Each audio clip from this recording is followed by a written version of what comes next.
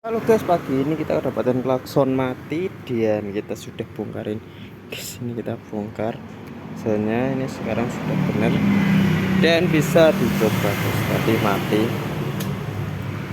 saya coba jumper ini dulu, kita cek klaksonnya. Tadi udah dicek dengan itu.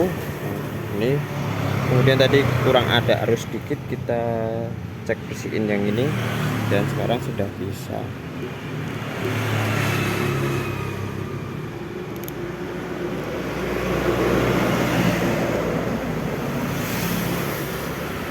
Tadi udah nyala guys, ramah error lagi.